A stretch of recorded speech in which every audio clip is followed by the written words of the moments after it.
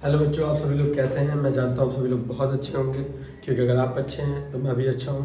पर इस बार ऐसा नहीं है, आप अच्छे हैं पर मेरी तबीयत बहुत ख़राब है, जिसके वजह से आप सुन रहे होंगे मेरी आवाज़ चेंज हो गई, यानी मेरा गला बहुत बैठा हुआ है।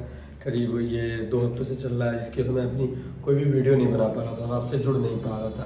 पर आपको पता है कि 4 मार्च को, जो कि मेरे क्लास 10th के बच्चों का पेपर होने वाला है, और उनके लिए ये वीडियो बहुत इंपॉर्टेंट थी।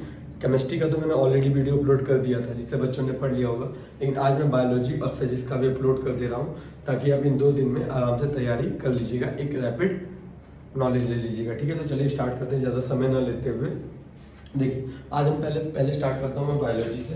चलिए, तो मैंने यहाँ लिख दिया है बायोलॉजी, और आपको ऑलरेडी मैंने अपनी पिछली वीडियो में बताया था कि बायोलॉजी से बेटा 30 मार्क्स का आएगा। कितने मार्क्स का बच्चों? 30 मार्क्स का। और जिसमें जो चैप्टर्स कवर हुए हैं, वो चैप्टर जो इसमें कवर हुए हैं, पहला चैप्टर बच्चों वो है लाइफ प्रोसेस। पहला जो चैप्टर है लाइफ प्रोसेस है। दूसरा चैप्टर बेटा वो है कंट्रोल एंड कोऑर्डिनेशन। ठीक है बच्चों, तबीयत खराब होने की वजह से थोड़ा बड़ा कुछ मिस्टेक हो तो प्लीज़ उसको लीव कर दीजिएगा। तो life process first chapter, second control, और तीसरा है बच्चों how do reproduce organism organism।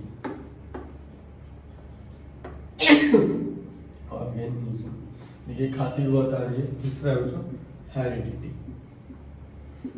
क्योंकि इसमें एवोल्यूशन नहीं है। और जो लास्ट चैप्टर है बच्चों, देखिए 1 2 ये हो गया 3 ये 4, और लास्ट वाला जो बेटा वो है आवर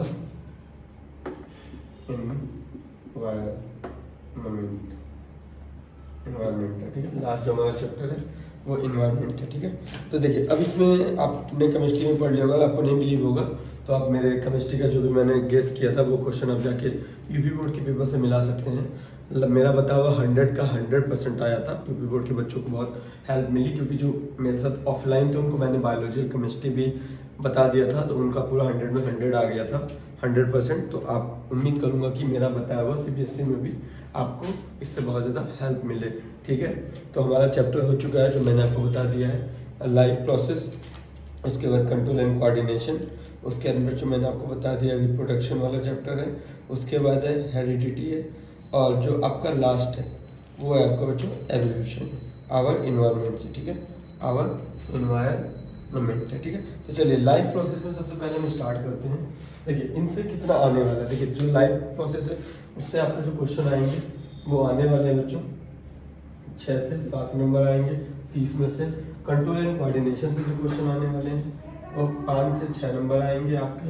हाउ टू रिप्रोडक्शन से जो कि आपके 7 से 8 नंबर आ सकते हैं, इसमें भी आपका 5 से 6 नंबर आ जाएगा। और इसमें भी आपको पता है 3 से 4 नंबर आएगा, ज़्यादा नहीं आएगा, काउंट कर सकते हैं। 6 7 13, 13 5 18, 18 5 आपका हो जाएगा 23, और बाकी 3 4, या आप 8 के बेस पे ले लेंगे तो हो जाएगा। ठीक है, लेकिन आपका ही आने वाला है। चलिए तो हम बात करते हैं लाइफ प्रोसेस से। सबसे पहले लाइफ प्रोसेस चैप्टर, जो कि सबसे इम्पोर्टेंट है। लाइफ प्रोसेस से आपका मान के चलिए कि 8 से 10 नंबर का आएगा। अब क्लियर बैलेंस है। तो लाइफ प्रोसेस के जो है बेटा इसमें 3 आपके 4 टर्म आपने पढ़े होंगे। पहला पढ़ा होगा बच्चों आपने न्यूट्रिशन पढ़ा होगा बच्चों। उसके बाद आपने पढ़ा है रेस्पिरेशन पढ़ा होगा बच्चों, रेस्पिरेशन पढ़ा होगा। उसके बाद बच्चों आपने पढ़ा होगा ट्रांसपोर्टेशन पढ़ा होगा बेटा आपने, और पढ़ा होगा बच्चों एक्सक्रीशन। ठीक है, ये 4 टॉपिक हैं जिनसे 2 नंबर 3 नंबर ऐसे करके पूछेगा। तो सबसे पहले हम बात कर लेते हैं बेटा, हम टॉपिक ले लेते हैं अपने साथ न्यूट्रिशन को, कि न्यूट्रिशन से क्या क्या पूछना है, जो कि बहुत ज़्यादा इम्पोर्टेंट है। तो न्यूट्रिशन से आपका पहले तो सबसे पहले आप प्रिपेयर कर लीजिएगा कि जैसे आपने पढ़ा होगा, आपने ये टॉपिक पढ़ा होगा types of nutrition. Types of nutrition में आपने पढ़ा होगा ऑटोट्रॉफिक, और पढ़ा होगा बच्चों आपने हेट्रोट्रॉफिक। ठीक है, तो ऑटोट्रॉफिक से जो पूछेगा वो सबसे इंपॉर्टेंट पूछेगा बेटा, वो पूछेगा फोटोसिंथेसिस। ठीक है, तो फोटोसिंथेसिस के साथ साथ इसका जो है डायग्राम भी प्रिपेयर कर लीजिएगा। ठीक है। फोटोसिंथेसिस डिफिनेशन प्लस डायग्राम आपका ये 2 नंबर से 3 नंबर में पूछ सकता है बेटा, 2 से 3 नंबर में, ठीक है। उसके बाद इसमें आपका जो अगला पूछेगा वो आपका पूछ लेगा बच्चों raw material of photosynthesis, raw material of photosynthesis, ठीक है बच्चों। उसके बाद इसमें आपसे पूछ सकता है main events of photosynthesis, main events of photosynthesis, ठीक है बच्चों। आपको बता देना चाहता हूँ कि आज मुझे बुखार भी है और खांसी भी है और सर भी दर्द का है, लेकिन मुझे लगा कि मैं अगर वीडियो दे दूँ और इस वीडियो से अगर आप देख लेते हैं तो आपको अगर 10% भी हेल्प मिल जाए तो ये मेरे लिए बहुत सौभाग्य की बात होगी। तो प्लीज़ इस वीडियो को आप पूरा देख लीजिएगा, ठीक है, आप ही के लिए बेटा। उसके बाद इसमें आपको पूछ सकता है main site of photosynthesis, main site of photosynthesis, main site of photosynthesis आपसे पूछ लेगा तो आप उसको बता दीजिएगा। अब मैं बताता हूँ, अगर आपसे 5 नंबर में फोटोसिंथेसिस पूछता है तो इसमें आपको ये लगभग 4 और लिखने पड़ेंगे, जो कि आपका एक नंबर में या तो कोई भी 2 लिखने पड़ेंगे या कोई भी 3 लिखने पड़ेंगे, 5 नंबर, बाकी तो सब 1 नंबर 2 नंबर 2 नंबर 2 3 नंबर में ऐसे पूछ लेगा ये, ठीक है। अब आप ये मत सोचिए अगर पूछता है तो, लेकिन इससे फोटोसिंथेसिस जो टॉपिक है इससे क्वेश्चन आपका 2 से 3 नंबर में एक आएगा, जिसमें ये रॉ है, मेन इवेंट्स और मेन साइट्स है, ठीक है बच्चों। उसके बाद आगे चलते हैं बेटा, इसमें आपका एक और जो सबसे इम्पोर्टेंट है वो है बेटा स्टोमेटा। आपसे स्टोमेटा पूछ लेगा, जिसमें आपको पढ़ाया गया था 2 टाइप ऑफ स्टोमेटा के बारे में। एक आपका पढ़ाया गया था बेटा क्लोज टाइप का पढ़ाया गया स्टोमेटा है बेटा, एक है आपका ओपन टाइप। क्या बच्चों? Open type. इन दोनों का आप लेवल डायग्राम प्रिपेयर कर लीजिएगा, कुछ ऐसा डायग्राम होगा आपको याद होगा, ये आपके ओपन टाइप का है और ऐसे ही क्लोज टाइप का होगा डायग्राम को आपको ऑलरेडी मैंने अपनी इसके पहले वीडियो में बताया था कि आपको लेबलिंग कैसे करनी है, ठीक है। लेबलिंग अच्छे से करिएगा ताकि एग्जामिनर आपका एक भी नंबर ना काटे। ये आपका क्लोज टाइप स्टोमेटा हो गया, ठीक है बच्चों। ऐसे इसको आप लेबलिंग कर लीजिएगा। स्टोमेटा से आपका 2 नंबर का पूछेगा, ये आपका इम्पोर्टेंट है। ये आपका क्या है बच्चों? इम्पोर्टेंट है। प्लीज़ इसके आने के चांसेस 90 से 95 से 100% के हैं। इनके जो आने के चांसेस है बेटा वो 85 से 90% के हैं, ठीक है। तो ये दोनों इंपॉर्टेंट हो गया, आपका तैयार कर लीजिएगा। उसके बाद चलिए आगे चलते हैं इसमें बेटा, टाइप्स ऑफ न्यूट्रिशन यानी ऑटोट्रॉप्स में ये हो गया, ठीक है बेटा। आगे चलते हैं, अब इसमें क्या है आपका, अब इसमें आते हैं हेटेरोट्रॉपिक्स में। अब हेटेरोट्रॉपिक्स में आपका इसमें एमसीक्यू बेस्ड में स्टोमेटा से पूछ सकता है आपका, और आपका हेटेरोट्रॉपिक्स में क्या आएगा बेटा? Types of heterotrophic. क्या आएगा बच्चों? टाइप्स ऑफ हेटेरोट्रॉपिक, ठीक है। अब इसमें आपका जो आपने पढ़ा होगा, एक तो आपने पढ़ा होगा बच्चों स्पैरोफाइटिक, स्पोरोफाइटिक। मैं पेपर उठा लेता हूँ, ठीक है, क्योंकि आपको पता है बेटा मेरी तबीयत उतनी अच्छी नहीं है, तो प्लीज़ इसका पेपर उठा लेता हूँ। स्पोरो, जो कि मैंने आपके लिए ये पूरा नोट प्रिपेयर कर लिया है कि क्या क्या इंपॉर्टेंट है, ठीक है। स्पोरोफाइटिक है ये भूल गया था मैं। तो स्पोरोफाइटिक यानी ये भी 1 नंबर में आएगा। अगर पूछता है तो एमसीक्यू पूछेगा, किसमें? एमसीक्यू में। इससे जो भी पूछेगा एमसीक्यू में पूछेगा। आपका पैरासाइट्स पूछेगा, पैरासाइटिक पूछ लेगा, ये भी 1 नंबर में एमसीक्यू में पूछ लेगा। पैरासाइटिक आपको पढ़ा चुका हूँ मैं। उसके बाद होलोजोइक बेटा, होलोजोइक, जिसमें कि आपके सभी ऑर्गन में आ जाएंगे, हम सब आते हैं भी एमसीक्यू में पूछ लेगा। और एक आपका लास्ट वाला होता है स्कैवेंजर आपके माइंड में चल रहा होगा, ये तीनों तो आपने पढ़ लिया होगा, पर स्कैवेंजर इसमें तो आपका ओमनीवोरस, हार्बीवोरस और कार्निवोरस आ जाता है। लेकिन स्कैवेंजर में आता है जो आपके फ्लैश फीडर होते हैं, जैसे कि आपका वल्चर हो जाएगा बेटा, वल्चर, ठीक है, जो मरी हुई चीज़ों को जाते हैं, खाते हैं, ठीक है। स्पैरोफाइटिक यानी डिकम्पोजर होते हैं, आपको पढ़ा चुका हूँ मैं, डिकम्पोजर्स होते हैं। ये 1 नंबर में, इस वजह से एक नंबर में अगर पूछता है तो आपसे पूछ लेगा। चलिए आगे चलते हैं। अब देखिए जो सबसे मोस्ट इंपॉर्टेंट एक क्वेश्चन आता है, ये देखिए ये तो इंपॉर्टेंट है, लेकिन मोस्ट इंपॉर्टेंट में जो है वो आगे बेटा न्यूट्रिशन इन अमीबा और न्यूट्रिशन इन ह्यूमन बीइंग। तो आपका पूछ लेगा बेटा न्यूट्रिशन अमीबा, ठीक है। न्यूट्रिशन अमीबा से क्वेश्चन पूछ सकता है, और पूछेगा बच्चों आपका न्यूट्रिशन इन ह्यूमन, ठीक है, ह्यूमन बीइंग्स, ठीक है। अब देखिए अमीबा का क्या है कि हर साल अमीबा से आपका रिप्रोडक्शन वाले चैप्टर से भी और इस चैप्टर से मिला के 5 नंबर का पूछता है। तो न्यूट्रिशन अमीबा में आपसे पूछ देगा कि वो कैसे डाइजेशन करता है, कैसे एक्सक्रीशन करता है या रेस्पिरेशन। इसका तीनों का आंसर है बेटा डिफ्यूजन है। अगर ये एमसीक्यू पूछता है तो, लेकिन अगर एमसीक्यू में नहीं पूछता तो इसके बारे में लिख दीजिएगा कि ये यूनिसेलुलर होते हैं, उसके बाद ये वाटर में होते हैं बेटा, इनकी जो शेप होती है वो इरेगुलर शेप होती है, जो कि आपको ऑलरेडी पता है। और ये बेटा क्या करते हैं, इनमें सूडोपोडिया होता है जिसकी हेल्प से मूव करते हैं। सूडोपोडिया वाला भी पूछ देगा आपसे कि how can move amoeba in water, तो आप बता सकते हैं सूडोपोडिया से वो लोकोमोशन करता है। क्या करता है बच्चों, लोकोमोशन। न्यूट्रिशन अमीबा में जो सबसे इंपॉर्टेंट आएगा वो आएगा बकल कैविटी से। क्या आएगा बच्चों, बकल कैविटी से। बकल कैविटी से पूछ, यानी माउथ कैविटी से या ओरल कैविटी आपसे कह सकते हैं, ओरल कैविटी से पूछ सकता है बच्चों। ओरल कैविटी से आएगा स्लाइवा के बारे में। स्लाइवा से क्या निकलता था, आप सबको पढ़ाया था, एमाइलेज एंजाइम निकलता है जो ब्रेक डाउन करता है, एमाइलेज एंजाइम। ये एमसीक्यू में पूछ देगा। उसके बाद इसका जो पूछेगा वो पूछेगा बेटा आपका गैस्ट्रिक ग्लैंड से। कहाँ से पूछेगा बच्चों, गैस्ट्रिक ग्लैंड। गैस्ट्रिक ग्लैंड से जो गैस्ट्रिक जूस निकलता है, गैस्ट्रिक जूस के बारे में पूछेगा। एमसीक्यू में ही पूछेगा इसमें, ठीक है। एक्सप्लेन करने के लिए आएगा तो पूरा माउथ से इसका ओसोफेगस होते हुए बता देंगे। नेक्स्ट जैसे फूड जो होता है, फूड कैसे मूव करता है, तो आप बता सकते हैं कि पैरासिटिक मूवमेंट करके, पैरासिटिक मूवमेंट करके और वो फ्लो करता है किसके थ्रू बेटा, ओसोफेगस के थ्रू। कौन सा मूवमेंट होता है तो पैरासिटिक मूवमेंट, जो वेब लाइक होता है, वो 1 नंबर में पूछ सकता है। बाकी गैस्ट्रिक ग्लैंड से पूछेगा 1 नंबर में ही।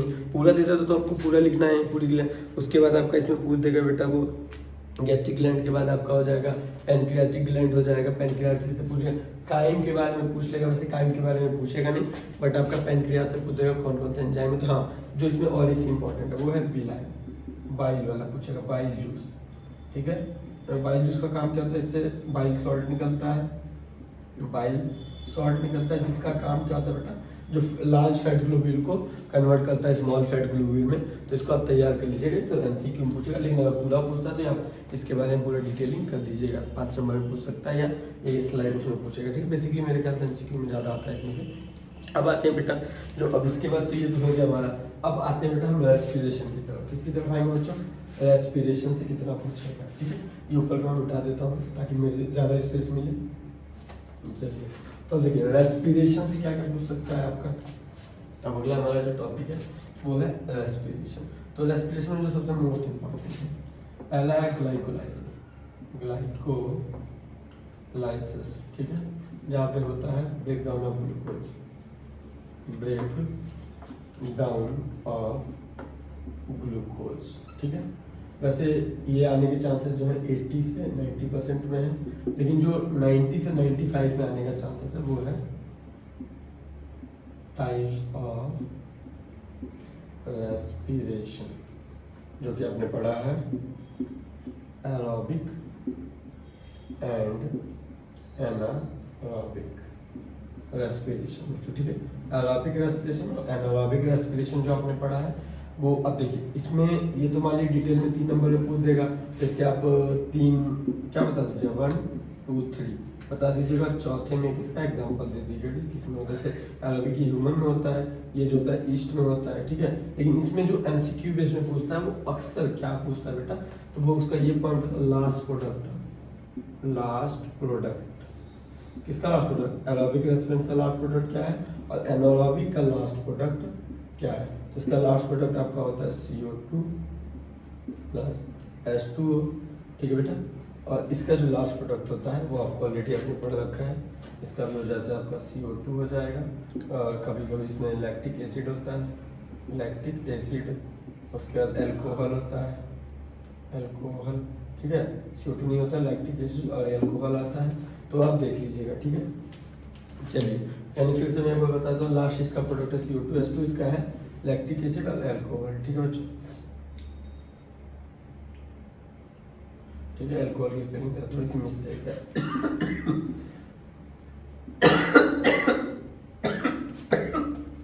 देख लीजिएगा एल्कोहल, ठीक है।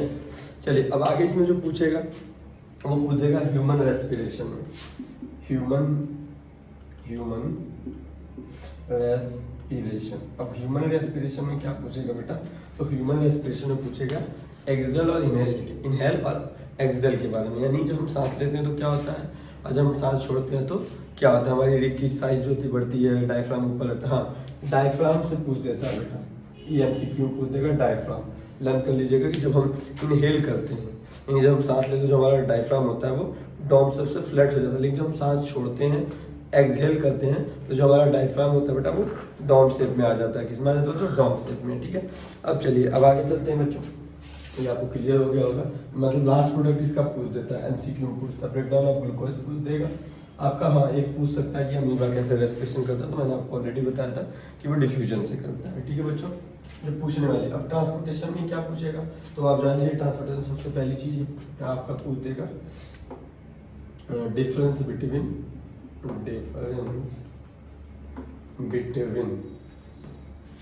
ब्लड वेसल्स पूछ देगा। ठीक है, वैसे बेसिकली तो ब्लड वेसल जो होती है दो टाइप की होती हैं, आर्टरीज एंड वेन्स, लेकिन आप एक और लिख दीजिएगा कैपिलरीज के बारे में। ठीक है बच्चों, कैपिलरीज के बारे में लिख दीजिएगा, जो कि इम्पोर्टेंट है। ठीक है, उसके बाद ये तो इम्पोर्टेंट में आ गया। उसके बाद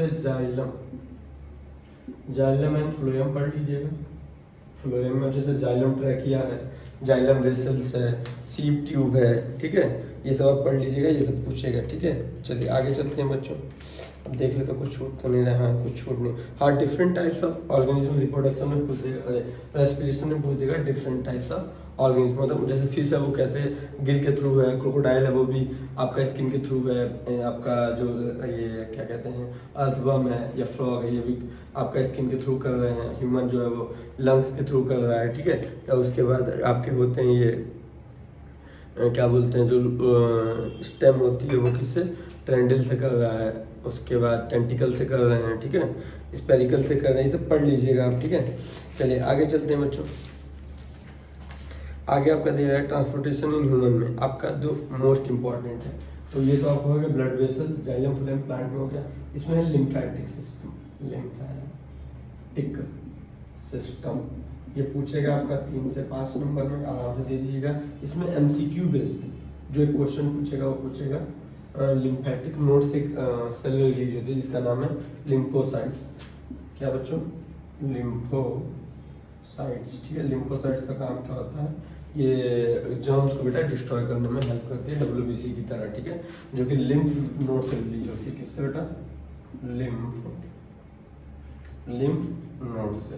ये कहाँ से निकलती है लिम्फोसाइट बेटा, लिम्फ नोड से निकलती है। ठीक है, ये आप अपना देख लीजिएगा। उसके बाद सर्कुलेटरी सिस्टम पूछेगा आपसे, सर्कुलेटरी सिस्टम। ठीक है बच्चों, सर्कुलेटरी सिस्टम देख लीजिएगा। इसमें जो सबसे इम्पोर्टेंट चीज़ है वो आपका हार्ट का डायग्राम तैयार कर लीजिएगा, डायग्राम। और दूसरी चीज़ जो है बेटा सबसे इम्पोर्टेंट जो है इसमें, वो आपका पूछेगा डबल सर्कुलेटरी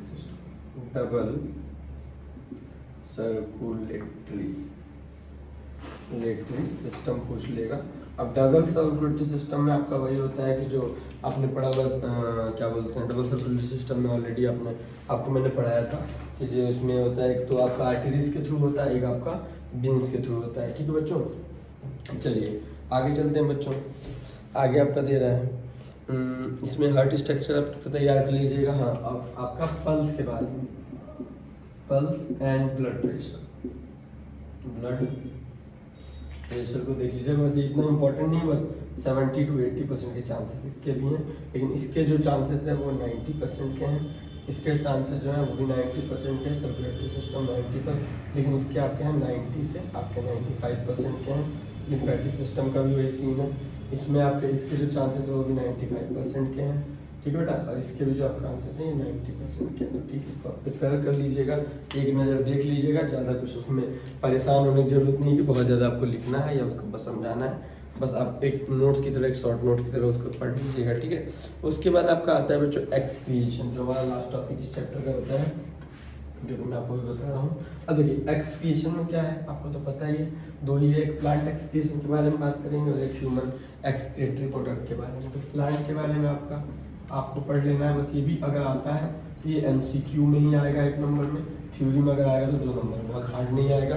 इसमें आप एक्सीशन में बता सकते हैं, जैसे कि एक्सीशन ऑफ प्लांट हो रहा है, जैसे CO2 निकलेगी, O2 रिलीज हो रही है, डिफ्यूजन की प्रोसेस से, ठीक है बेटा, डिफ्यूजन की प्रोसेस हो रहा है। उसके बाद रेजिन होगा, गम निकल रहा है बेटा, और बहुत सारी लीफ टूट रही हैं, ओल्ड पार्ट होती हैं, ठीक है, बाल्क ऑफ ट्री हो गया, ठीक है। उसके बाद आपका अगर आगे चलते हैं बच्चे, तो आगे इसमें देखिए आया कि देखिए अब ह्यूमन में बात करते हैं, तो देखिए जो मोस्ट इंपॉर्टेंट है, मोस्ट इंपॉर्टेंट में जैसे फॉर्मेशन ऑफ यूरिन, क्या होगा बच्चों, फॉर्मेशन ऑफ यूरिन हो जाएगा। उसके बाद दूसरा मोस्ट इंपॉर्टेंट जो है फंक्शन ऑफ नेफ्रॉन, नेफ्रॉन बोल देगा। उसके बाद फॉर्मेशन ऑफ, देखिए जो मोस्ट इंपॉर्टेंट है, फॉर्मेशन इन्वॉल्व्स थ्री, ठीक है, थ्री, ठीक है, क्या फॉर्मेशन ऑफ, वही फॉर्मेशन ऑफ थ्री। अब क्या फॉर्मेशन ऑफ किसकी बात हो रही है, तो यूरिन फॉर्मेशन, किसकी बेटा, यूरिन फॉर्मेशन के बारे में, यूरिन फॉर्मेशन ऑफ 3 स्टेप। अब वो कौन से स्टेप है, तो आपको पढ़ा होगा आपने ये वाला, फिर 3 फिल्ट्रेशन स्टेप पढ़ लीजिए, फिल्टर स्टेम, ठीक है, 3 फिल्टर स्टेम, फिल्ट्रेशन, ठीक है, फिल्ट्रेशन स्टेम होते हैं। अब कौन कौन से, जैसे आपका पहला हो जाएगा ग्लोमेरुलस, ये आपका मोस्ट इंपॉर्टेंट है, ट्यूबुलर रीऑब्जर्वेशन, और लास्ट आता है सीक्रेशन।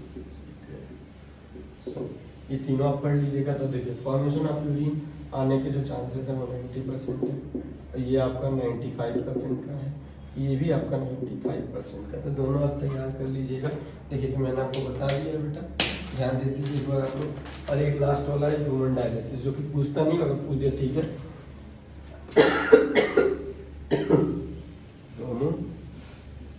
डायलिसिस क्या बच्चों, डायलिसिस, ठीक है, डायलिसिस, ठीक है, होमोडायलिसिस पूछ सकता है, जो कि, लेकिन जो ये चीजें मैंने बताई ये मोस्ट है, ठीक है, ये ध्यान दीजिएगा। डायलिसिस कभी पूछा नहीं, बेसिकली अगर पूछता रहते 80 से 70% के बीच में पूछने के चांसेस हैं। चलिए अब आगे चलते हैं बच्चों, जो कि अगला चैप्टर हमारा है, ये तो हमारा हो गया लाइफ प्रोसेस से। अब हम आएंगे कंट्रोल एंड कोऑर्डिनेशन पे, जो कि हमारा सेकेंड चैप्टर, जिससे 5 से 6 नंबर के पूछने के जो चांसेस हैं। तो उसमें क्या क्या 5 से 6 नंबर नहीं कह सकते हैं, 6 से 7 नंबर पूछ सकता है।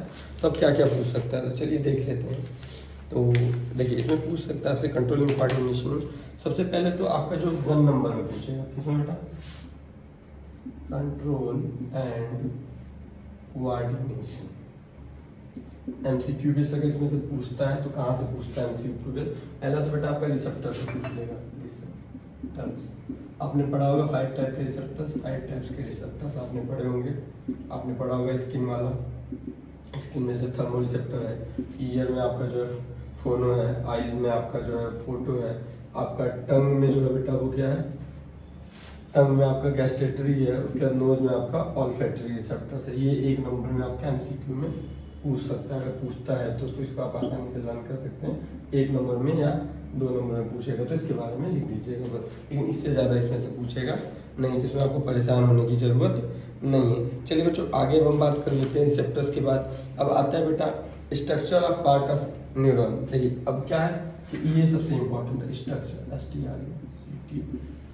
Structure of neuron and parts of neuron. Common सी बात है कि जब आप स्ट्रक्चर ऑफ न्यूरॉन बनाएंगे तो उसके पार्ट के बारे में बताएंगे ही बताएंगे, तो इसका डायग्राम के साथ इसके आप लेवलिंग कर दीजिएगा, क्योंकि लेवलिंग पे आपको पता है हर पल लेवलिंग पे 0.25 मार्क्स मिलते हैं, ठीक है। उसके बाद आपका इसमें आपका पूछ देगा जो इम्पोर्टेंट थोड़ा साइन एप्स, क्या पूछेगा बच्चों, साइन एप्स, ठीक है, जो कि गैप होता है, क्या होता है बेटा, गैप बिटवीन 2 न्यूरॉन, ठीक है, इसके बारे में स्टडी कर लीजिएगा। उसके बाद इसमें और क्या पूछता है बेटा, तो वो पूछेगा आपसे जो सबसे इम्पोर्टेंट है, रिफ्लेक्स एक्शन पूछेगा, और बेटा आपसे पूछेगा रिफ्लेक्स आर्क, यानी रिफ्लेक्स आर्क जो होता है ये वेव होता है कि कैसे रिफ्लेक्स एक्शन कंप्लीट होता है। तो ये आपसे 2 से 3 नंबर पूछेगा, ये इंपॉर्टेंट है। 95% इसके चांसेस हैं। इसका जो है साइनस का, इसका 90% चांसेस है बेटा। और जो स्ट्रक्चर ऑफ पार्ट अपने ये 95 में, ठीक है। और ये तो बेटा आपका 95 में ही रहेगा क्योंकि इसमें मत ज़्यादा इसमें पूछेगा नहीं, तो इसको आप क्लियर कर लीजिएगा। उसके बाद आपका आता है वाई, एक क्वेश्चन से पूछा है वाई नीड रिफ्लेक्स, यानी रिफ्लेक्स एक्शन की क्यों नीड है, ये क्वेश्चन तैयार कर लीजिएगा। उसके बाद ह्यूमन नर्व सिस्टम में आपसे पूछ देगा आपका ह्यूमन नर्व सिस्टम में आपके CNS और PNS के बारे में पूछ देगा। वैसे पूछता नहीं है इसके भी, लेकिन 80% के चांसेस है, वैसे मेरे ख्याल से ये पूछेगा नहीं। चलिए आगे चलते हैं बच्चों। उसके बाद आपका ह्यूमन ब्रेन जो कि मोस्ट इंपॉर्टेंट है बेटा, क्या है ह्यूमन ब्रेन, ठीक है। इसके human brain and parts of brain पूछ देगा बच्चों, पार्ट्स ऑफ ब्रेन जो कि आपने पढ़ा है, जिसमें आपने पढ़ा होगा फोर ब्रेन पढ़ा होगा बेटा आपने। उसके बाद पढ़ा होगा मिड ब्रेन, पढ़ा होगा मिड ब्रेन, इसको आप पढ़ लीजिएगा। उसके बाद आपने पढ़ा होगा हिंड ब्रेन पढ़ा होगा, जो कि पूछने के चांसेस हैं। दिखाई दे रहा है यहाँ पे बच्चों आपको, थोड़ा एक बार देख लीजिए यहाँ पे दिखाई दे रहा है आपको कि फोर ब्रेन पूछ सकता है, मिड ब्रेन और हिंड ब्रेन पूछेगा, ठीक है। अब देखिए उसके बाद इसमें आपका होता क्या बेटा, हिंड ब्रेन का भी टाइप पूछ देगा, जिसमें हम 3 टाइप का होता है, सेरिबेलम होता है, मेडुला होता है और पोन्स होता है, ठीक है। तो आप इसको पढ़ लीजिएगा। हाँ एक और पूछ सकता है इसके पूछने, लेकिन इसके पूछने के जो चांसेस बेटा 95% के हैं इस वाले टॉपिक के, 95। और एक है आपका जो है, जो आपका 70 to 80% में बता रहा हूँ, automatic nerve system, automatic nerve system, ठीक है। सिस्टम है, मैं ज़्यादा इसको डीपली एक्सप्लेन नहीं कर रहा हूँ क्योंकि थोड़ी तबीयत खराब है, बस आप इसको पढ़ लीजिएगा अपनी नोट से, ठीक है बेटा। और NCERT से ही पढ़िएगा, जो अपने NCERT से बना, प्लीज़ साइड बुक की तरफ आप मत जाइएगा। चलिए आगे चलते हैं। अब इसमें जो और आता है बेटा, ये मिटा देता हूँ मैं। अब देखिए ये तो हो गया आपका। अब आते हैं इंडोक्राइन ग्लैंड की तरफ, जहाँ से आपसे 2 नंबर 3 नंबर में पूछेगा, साथ ही साथ आपसे MCQ भी आएगा वहाँ से, ठीक है। तो अब देखिए इंडोक्राइन ग्लैंड आप पढ़ लीजिएगा। तो इंडोक्राइन ग्लैंड में आपको पढ़ लेना है जैसे कि एनिमल के हार्मोन्स के बारे में और प्लांट हार्मोन्स के बारे में, जो कि जिसमें आपका एनिमल हार्मोन में जैसे पिट्यूटरी ग्लैंड हो गया, थायराइड ग्लैंड हो गया, एडर्नल ग्लैंड हो गया, आपका थैमस, उसके बाद टेस्टिस ओवरी हो गया। उसके बाद प्लांट में ऑक्सिन हार्मोन, जिबलिन हार्मोन, साइटोकाइनेसिस और एबिस्किक एसिड, ये तैयार कर लीजिएगा। इस हार्मोन यानी इंडोक्राइन ग्लैंड से कम मान के चलिए 2 से 3 नंबर पूछेगा, जिसमें MCQ और शॉर्ट दोनों सम्मिलित रहेंगे। अब आते हैं बच्चों रिप्रोडक्शन वाले चैप्टर के बारे में, ठीक है। रिप्रोडक्शन में जो सबसे इम्पोर्टेंट चैप्टर है, टॉपिक्स हैं रिप्रोडक्शन, ठीक है बच्चों। अब रिप्रोडक्शन में क्या पूछता है, तो रिप्रोडक्शन में आपका पूछ लेगा बेटा, जैसे कि जो सबसे मेन रहता है वो पूछेगा व्हाई नीड रिप्रोडक्शन, ठीक है। रिप्रोडक्शन की क्या नीड है। उसके बाद अगला क्वेश्चन आपसे ये भी रिप्रोडक्शन में पूछ सकता है कि रिप्रोडक्शन में असेक्सुअल इंपॉर्टेंट है या सेक्सुअल। अगर सेक्सुअल रिप्रोडक्शन ज़्यादा बेनिफिशियल है तो क्यों है, तो आप जानते हैं क्यों, ताकि सेक्सुअल रिप्रोडक्शन की वजह से लोगों के बीच में क्रॉस होता है, ब्लूप्रिंट चेंज होता है, जिसकी वजह से वो लॉन्ग टाइम तक सर्वाइव कर लेते हैं उनकी आने वाली जो जनरेशन होती है, ठीक है बेटा। उसके बाद इसमें आपका टाइप्स ऑफ रिप्रोडक्शन पूछेगा, क्या पूछेगा बच्चों, टाइप्स ऑफ रिप्रोडक्शन पूछ लेगा आपसे। उसके मैंने आपको बताया कि वाई नीड रिप्रोडक्शन, हम अपनी कॉन्टिनेंट को मेंटेन करने के लिए रिप्रोडक्शन की प्रोसेस में इन्वॉल्व होते हैं। दूसरी चीज़ आपसे मैंने बताई थी कि असेक्सुअल, यानी टाइप्स में क्या है, असेक्सुअल रिप्रोडक्शन है, असेक्सुअल रिप्रोडक्शन बेटा, ठीक है। तो इन दोनों में कौन ज़्यादा बेनिफिशियल है, तो कॉमन सी बात है सेक्सुअल रिप्रोडक्शन बेनिफिशियल होता है। उसके बाद इनके बारे में डिफरेंस पूछ लेगा, डिफरेंस, ये 2 नंबर या 3 नंबर में पूछता है, तो आप 3 से 4 डिफरेंस बता दीजिए, जिसमें 3 आप लिख दीजिएगा और एक लास्ट वाला जो है एग्जाम्पल दे दीजिएगा, इसके भी आपको मार्क्स ऐड हो जाएंगे, ठीक है। उसके बाद इसमें आपसे पूछ देगा कि वेरिएशन के क्या बेनिफिट्स हैं, कि वेरिएशन का क्या बेनिफिट होता है, तो वेरिएशन भी पढ़ लीजिएगा बेटा। लेकिन अब देखिए जो अब ये तो हो गया बेटा कॉमन। अब आते हैं मोस्ट इंपॉर्टेंट, इस चैप्टर से क्या पूछता है, तो बेटा पूछता है असेक्सुअल रिप्रोडक्शन में, किसमें बच्चों, असेक्सुअल रिप्रोडक्शन में जो पूछता है, तो वो पूछता है बेटा जो मैंने आपको पहले ही बताया था अमीबा के बारे में, अमीबा रिप्रोडक्शन कैसे करता है, तो ये आपने पढ़ा है बाइनरी फिजन के थ्रू। और एक आपसे पूछेगा मल्टीपल फिजन पूछ लेगा, ठीक है। तो बाइनरी फिजन पढ़ लीजिएगा, ये एकदम पूछता है, 95% के चांसेस हैं इस बार इसके। उसके बाद दूसरा जो है 95% नहीं है, जो मैं बताऊंगा आपको, जो पूछता है फ्रेगमेंटेशन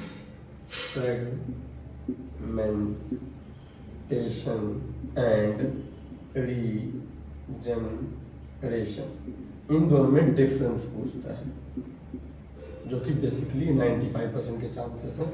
तो ठीक है, इन दोनों को एकदम ध्यान से पढ़ लीजिएगा। उसके बाद आपसे पूछ सकता है स्पोर फॉर्मेशन और बडिंग पूछ लेगा बेटा, बडिंग पूछ लेगा, जो कि 85% के चांसेस हैं। तो इसको भी पढ़ लीजिएगा, ठीक है एक बार। चलिए आगे चलते हैं बच्चों। अगला टॉपिक जो आपका है ये तो हो गया। उसके बाद है आपसे ये पूछ लेगा कि बेनिफिट्स ऑफ वेजिटेटिव प्रोपगेशन, क्या पूछेगा, बेनिफिट्स ऑफ वेजिटेटिव प्रोपगेशन पूछ लेगा। उसके बाद बच्चों आते हैं आपका सेक्सुअल रिप्रोडक्शन की तरफ। बेटा हम चलेंगे बेटा किसकी तरफ, सेक्सुअल रिप्रोडक्शन में जो इंपॉर्टेंट टर्म्स हैं वो क्या क्या है, जो कि बहुत इंपॉर्टेंट टर्म्स हैं। जैसे कि आपसे पूछ देगा, कह देगा इन दोनों में से male reproductive part, male reproductive या female reproductive part, female reproductive part को एक्सप्लेन करिए, ठीक है। तो डायग्राम के साथ एक्सप्लेन कर दीजिएगा। 3 से 5 नंबर पूछेगा, दोनों में से कोई एक ही पूछेगा, तो आप इसको तैयार कर लीजिएगा। उसके बाद अगला जो इसमें पूछेगा वो आपसे जैसे फीमेल रिप्रोडक्शन से ज़्यादा पूछेगा। इसमें जैसे आपका पास्चुरेशन आपने पढ़ा होगा, मैस्चुरेशन पढ़ा होगा आपने, इसमें वो पूछ लेगा। इसमें आपको टेस्टिस और उसके बाद उसके हार्मोन्स के बारे में, इसमें ओवरीज के हार्मोन्स के बारे में पूछ लेगा, ठीक है बेटा। उसके बाद आते हैं इसमें जो अगला टॉपिक इसमें पूछेगा आपसे वो ये रहेगा बेटा इसमें कि एक मिनट रुक जाइए बच्चों, मैं देख लेता हूँ। हाँ, उसके बाद इसमें एक पूछता है बेटा पार्ट्स ऑफ फ्लावर, ठीक है। पार्ट्स ऑफ फ्लावर तैयार कर लीजिएगा, इसके सभी पार्ट, ये भी सेक्सुअल रिप्रोडक्शन में आता है। उसके बाद इसके टाइप्स ऑफ फ्लावर आ जाएगा, टाइप्स ऑफ फ्लावर आ जाएगा बच्चों, जिसमें आपने पढ़ा होगा बाई सेक्सुअल एंड यूनिसेक्सुअल, ठीक है। तो बाईसेक्सुअल यूनिसेक्सुअल में क्या डिफरेंस है ऑलरेडी आपने पढ़ा है। इसमें जैसे इसमें डबल पैरेंट इन्वॉल्व होते हैं, इसमें सिंगल पैरेंट इन्वॉल्व होता है। इसमें गैमेट का फॉर्मेशन होता है, इसमें गैमेट का फॉर्मेशन होता है, ठीक है बच्चों। तो ये आपका आ जाएगा, ये आपका मोस्ट इंपॉर्टेंट में आएगा 95% में, ये भी आपका 95% में, जो भी बताओ ये भी आपका 95% में तैयार। फीमेल वाले को थोड़ा सा अच्छे से पढ़ लीजिएगा, इसमें गैस्ट्रेशन पीरियड है, मैस्ट्रुएशन पीरियड है आपका, मैस्ट्रुएशन पीरियड आपने ऑलरेडी पढ़ा ही होगा, आपका पास्चुरेशन पीरियड से बेटा इसमें। अब आते हैं जो एकदम पूछेगा आपका एमसीक्यू में भी पूछ सकता है और एक नंबर में भी, तो वो है बेटा कॉन्ट्रा एक्सेप्टिव के बारे में पूछ लेगा। कॉन्ट्रा एक्सेप्टिव यानी कैसे हम इसको रोकते हैं। तो कॉन्ट्रा एक्सेप्टिव में आपका फिजिकल नहीं, जैसे कॉन्डोम के बारे में नहीं पूछेगा, उसमें आपको पूछ देगा वेसेक्टोमी के बारे में और ट्यूबेक्टोमी, जो कि आपने सर्जिकल मेथड पढ़े होंगे, जिसमें हम ट्यूबेक्टोमी में क्या होता है कि फिलिपिन ट्यूब को कट करते हैं, वेसेक्टोमी में क्या होता है कि वास्ट डिफरेंस को मेल में कट करके फोल्ड करते थे, जिससे कि स्पर्म और ओव आपस में मीट नहीं करते हैं, दैट्स क्लियर बच्चों, जिससे बेबी होने के चांसेस नहीं है। फिर उसके ओरल कैविटी में पूछ देगा, ओरल में आप यही बता सकते हैं, ओरल कॉन्ट्रासेप्टिव में जो पिल्स के बारे में बताया जाता है, ठीक है बेटा। तो आप कॉन्ट्रासेप्टिव भी एकदम पढ़ लीजिएगा, एकदम पूछने के चांसेस ज़्यादा है बेटा। चलिए ये तो हो गया हमारे 3 चैप्टर। अब आते हैं हेरिडिटी में। ये हेरिडिटी की तो पूरी मैंने वीडियो डाल रखी है, इन्हीं 3 चीज़ों से पूछेगा और कहीं से नहीं पूछेगा। हेरिडिटी अपना देख लीजिएगा, थोड़ा मोड़ा स्पेलिंग करो तो क्योंकि आप जानते हैं तबीयत थोड़ी मेरी सही नहीं है, तो इसीलिए थोड़ा सा बुखार होने की वजह से दिमाग में इतना फर्क नहीं है। इसमें मैंने आपको पढ़ाई रखा है बेटा, जैसे कि आपको जहाँ से पूछेगा मोनो हाइब्रिड है, मोनो हाइब्रिड है बच्चों, आपका डाई हाइब्रिड है, और बच्चों सेक्स डिटर्मिनेशन, इसकी वीडियो तो ऑलरेडी मैंने मेंशन कर रखी है, तीनों पढ़ा के इनसे पूछ लेगा। और इसके पहले एक पूछ लेगा आपका, जो कि मैं बता देता हूँ आपसे, पूछ सकता है लॉ ऑफ इनहेरिटेंस पूछ लेगा, लॉ ऑफ इनहेरिटेंस पूछ लेगा, जो कि आप बता दीजिएगा, ठीक है बच्चों। अब आगे जाते हैं आवर इन्वायरमेंट चैप्टर। चलिए तो आवर इन्वायरमेंट चैप्टर की बात कर लेते हैं। तो आवर इन्वायरमेंट में आपसे पूछ लेगा बेटा आवर इन्वायरमेंट, स्पेलिंग अगर गलत हो तो भाई आज आप कर देना उसके लिए। तो आपका पूछ लेगा फूड वेब लर्न कर लीजिएगा। उसके बाद आपको पूछ लेगा फूड चेन के बारे में, ज़्यादा नहीं पूछता इससे, ठीक है। फूड चेन पूछ लेगा आपसे। और एक आपने पढ़ा होगा एनर्जी लेवल, एनर्जी लेवल जो कि बेसिकली हर साल पूछ लेता है, एनर्जी LEVEL, ठीक है। एनर्जी लेवल में जिसमें पिरामिड वाला आपने ये वाला पढ़ा होगा, नहीं ये ऐसे वाला, ठीक है। प्रोड्यूसर आपका पूछ लेगा, कंज्यूमर पूछ लेगा, इसमें आप कार्निवोरस हर्बीवोरस वाला आपने पढ़ रखा है, ठीक है। चलिए बच्चों, तो इसी के साथ तो ये आपका बायोलॉजी के इम्पोर्टेंट्स हो गए। अब आ जाते हैं हम फिजिक्स के इम्पोर्टेंस के बारे में। तो फिजिक्स के जो इम्पोर्टेंस है 25 नंबर का आएगा आपका इसमें, फिजिक्स में। किसमें बच्चों? फिजिक्स में आपका 25 नंबर का आएगा, जिसमें कि आपका पूछ लेगा जैसे रिफ्लेक्शन पूछ लेगा, रिफ्रैक्शन से पूछ लेगा, ओम्स लॉ से पूछेगा, ओम लॉ से क्वेश्चन तैयार, प्रिज्म से जरूर क्वेश्चन आएगा, प्रिज्म तैयार कर लीजिएगा आप लोग, रिफ्लेक्शन पढ़ लीजिएगा आप लोग, ठीक है। और आपका ये क्या कहते हैं इलेक्ट्रोमैग्नेटिक फील्ड तैयार कर लीजिएगा, इससे क्वेश्चन आएंगे, ठीक है। उसके बाद आपका पूछ लेगा क्या बोलते हैं बेटा, मैग्नेटिक फील्ड से पूछ लेगा। उसके बाद आपका क्या बोलते हैं इलेक्ट्रोमैग्नेटिक फील्ड से पूछेगा, आपका रिफ्रैक्शन प्रिज्म से पूछ लेगा, ओम से पूछ लेगा बेटा, ठीक है। तो और इलेक्ट्रिसिटी से पूछेगा। तो प्लीज़ थैंक यू एंड जय हिंद। और सॉरी अगर मेरी वीडियो नहीं अच्छी लगी तो सॉरी फॉर डैट, क्योंकि आपको पता है मेरी थोड़ी तबीयत खराब है और बुखार भी बहुत तेज है करीब, अभी मैंने चेक नहीं कराया, जाके चेक कराना है मुझे, ठीक है। तो थैंक यू, जय हिंद। और इतना लेट देने के लिए इन्फॉर्मेशन उसके लिए भी सॉरी बेटा, बट आपको केमिस्ट्री तैयार हो गया होगा, फिजिक्स और बायो आप यहाँ से तैयार कर लीजिएगा और गारंटी देता हूँ कि आपके बहुत अच्छे मार्क्स हैं। और all the best to all my student in my side. Thank you and जय हिंद।